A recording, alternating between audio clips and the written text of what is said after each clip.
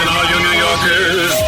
Excuse me, taxi. Okay, we're looking around. This is the 77 WABC minicast. So there is a real big problem on the left as far as anti-Semitism is concerned, to the point where you have candidates running for Congress in this case, for example, this woman named Maureen Galindo.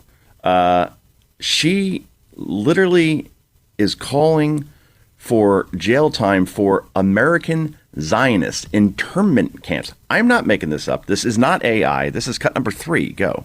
If you are a Zionist, meaning that you believe that you are just entitled to land, or someone's just entitled to land based off of religious beliefs, and that you'll kill all of the Semites for it, then yeah, I think that you're a danger to humanity and belong in prison. I mean, that's just insane, right? That is really scary stuff. And then she basically doubled down on it when even Democrats called her out on it. This person can't win, you would say, but remember Jay Jones in Virginia, right? The guy who was running for attorney general in the Commonwealth just last year, literally wished death on his opponent, 2 bullets to the head, he said, and then also wished death on his wife and 2 young children who he called inspiring fascists, and said those children deserve to die in their mother's arms. It's all on text. It's not like, a rumor that he may have said it.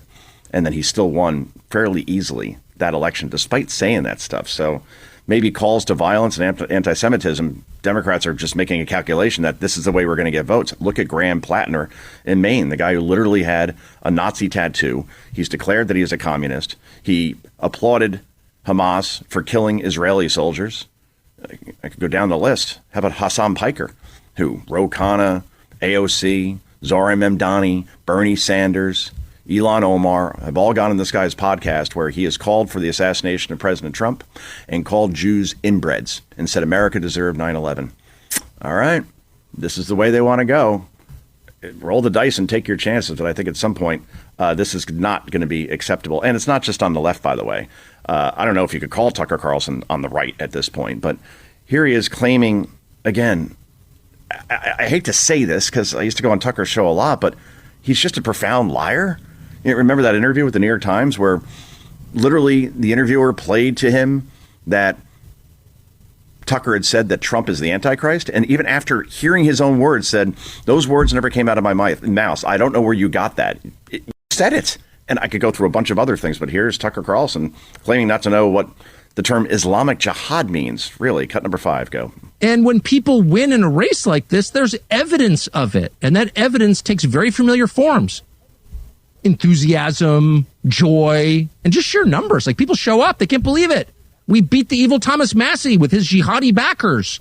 This is a blow against Islamic Jihad, whatever that is. Islamic Jihad. Whatever that is. Which, along with Hamas, is one of the big problems in the 4th District of Kentucky. They've been very, very concerned about Islamic Jihad and Hamas and Hezbollah for a long time in Covington. Or maybe they like tax cuts that Thomas Massey voted against. Or maybe they like border security that Thomas Massey voted against. Maybe they like the Iron Dome protecting Israel, which Thomas Massey voted against. And speaking of Thomas Massey, he truly is a POS. Here he is working in some nice anti-Semitism to his concession speech after he lost this week. Cut 7, go. I would have come out sooner, but I had to call my opponent and concede, and it took a while to find Ed Galrein in Tel Aviv. Oh, really? What a horrible person. I did get the call. Well, listen to this part. This is the best. I have called and conceded the race. We've been honorable the whole time, and we're going to stay that way. Yeah, you've been honorable. Have fun with your new show on CNN, Thomas Massey. Anyway, some good news, and I have a feeling the markets will respond nicely on Monday. President Trump announcing that, quote, an agreement has been largely negotiated, subject to finalization between the United States of America, the Islamic Republic of Iran, and various other countries as listed. Separately, I had a call with Prime Minister Bibi Netanyahu of Israel, which likewise went very well. Those countries listed include Saudi Arabia, the UAE, Qatar, Pakistan, Turkey, Egypt, Jordan, and Bahrain. All right, so Bahrain, excuse me. So that's really incredible. You don't see France the UK, Spain, Germany in that sentence. It's mostly Arab countries that ultimately are going to make this thing go. And if that does happen, the president says final aspects and details of the deal are currently being discussed and will be announced shortly. So either, again, this could be something where we think we have a deal and then the Iranians, do the old bait and switch, or maybe finally they can't take the pain, the damage being done to their economy anymore. And obviously not being able to get their imports and exports, mainly oil, in and out. Obviously, that is not sustainable. So with that economic pressure, you have to think that maybe finally this thing will come to an end. And as I've said over and over again, if gas prices don't come down from their current levels, you could redistrict all the districts that you want in states like Tennessee, states like Florida, Virginia, where it failed for Democrats. You could gain all those seats, 12, 14. It may not matter unless you get gas prices down. And the only way that happens is if the Iran conflict is done, Strait of Hormuz open. Otherwise, the economy is purring along quite well. And Democrats will have no answer for that because they don't run on anything except Trump bad, democracy at stake, and save Colbert. Like, that's basically the three things that Democrats talk about at this point. So we will see where this goes.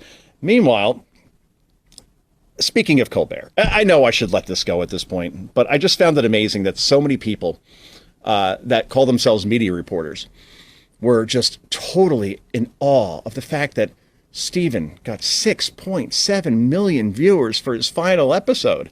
And I'm like, whoa, Johnny Carson got 55. I think it was 57 million. Now that I think about it, we're talking 50 million more. And you say, well, it's a different world now, Joe. There's more streaming options. And, people are cord cutting, not to the tune of 50 million.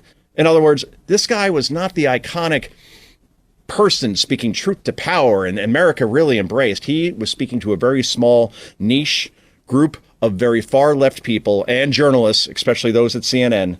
And now he is no more. Because again, if you pay somebody $15 million and they're losing $40 million, because if Colbert is such a genius, why does he need 200 staffers again? I'll ask that question over and over again, but 200? It's funny, Greg Gutfeld over at Fox, who destroys Colbert on a nightly basis, actually put up a picture. It was Colbert's staff, which I counted 12, and that sounds about right. And Colbert put up a picture of his staff of more than 200 taking a final photo. Imagine that, 12 versus 200, and you're still losing by 1 million viewers. That's all you need to know about Mr. Colbert. Meanwhile, this is the type of stuff that we would hear on this show, by the way. Here's Robert De Niro talking about Stephen Miller. Stephen Miller, obviously, the deputy chief of staff to President Trump. And here De Niro, because De Niro's, like, at this point, all he does is exist to go on MS Now and CNN and yell about Trump. And that's it. It's so old already. But here he is calling Stephen Miller a Nazi, which is interesting because Stephen Miller, last check, is Jewish. So now we have Jewish Nazis, which I think is a contradiction. Cut number 20, go.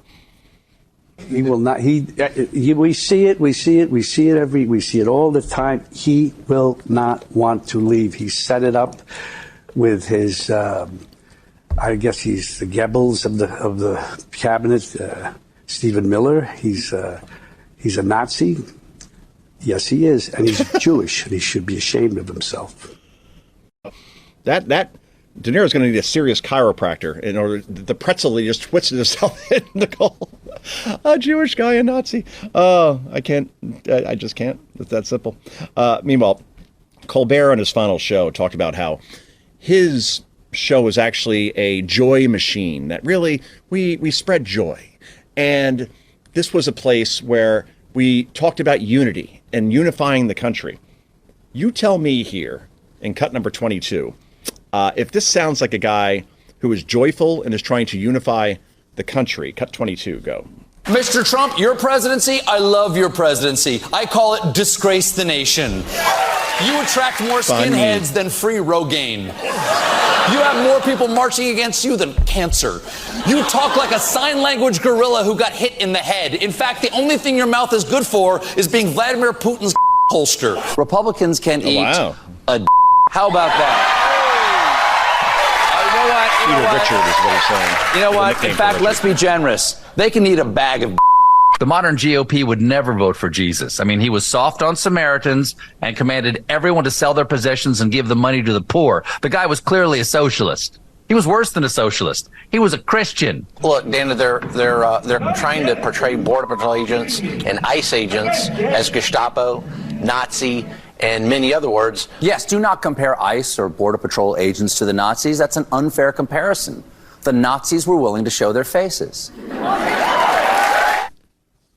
That's joyful. That's some great stuff. It's going to be so missed, won't it? Again, this guy was not funny. He was angry. These aren't jokes. I think it was Norm Macdonald, the great Norm Macdonald, late great Norm Macdonald, Saturday Night Live, said that comedians get laughs and activists posing as comedians get claps. In other words, if you have an applause line, that's not funny. That means people, I guess, are agreeing with you on some sort of screed that you went on, but that's not necessarily comedy. And that's all we'll say about that. And before anybody says, all right, that Carson comparison of 57 million people tuning into Carson's final show in the 90s, mind you, we're not talking like the 60s, the 90s, cable era in general. All right, David Letterman, same network, CBS, 2014, signed off to 14 million people. Again, twice as much as Colbert. Same thing with Leno, 15 million people. So please don't. Can we stop putting him in this conversation of greatest late night host of all time? It's not even close. It's not even fair, quite frankly. Meanwhile, over on The View, which is, I guess, the female version of Colbert, which I guess is a double negative. It's kind of redundant when you think about it. Here is Sunny Hostin, and this is hilarious.